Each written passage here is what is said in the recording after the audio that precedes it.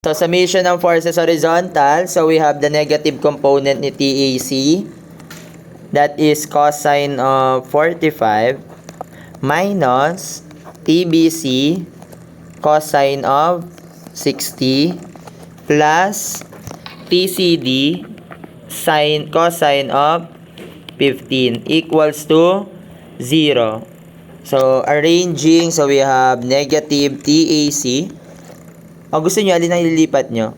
Yung mga negative na, para maganda siyang tignan. So, we have TAC cosine of 45 plus TBC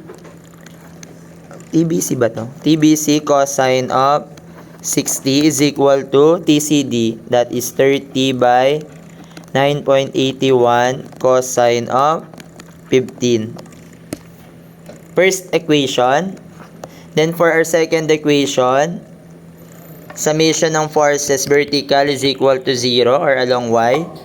Upward, positive. So we have TAC sine of 45 minus TBC. Ito naman yun, sine of 60 plus TCD sine of 15 equals to 0. So, arranging TAC sine 45 minus TBC sine 60. And then, transpose natin sa kabila, negative 30 by 9.81 cosine of 15. Second equation. So, gamitan nyo lang ng mode 5.1.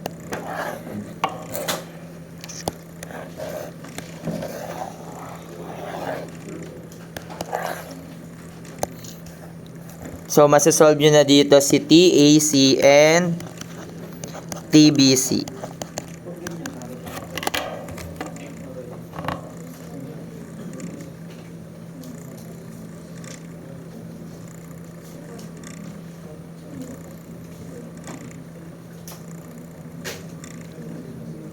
Magkano?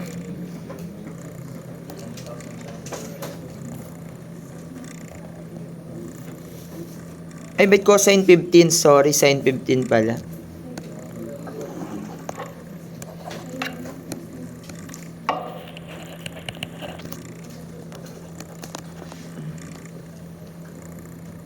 Ano na?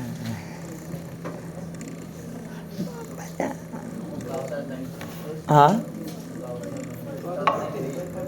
215? 215.443. And 263.86. paano naging magkaiba yung sagot niyan? Posible magkaiba. Solution 2.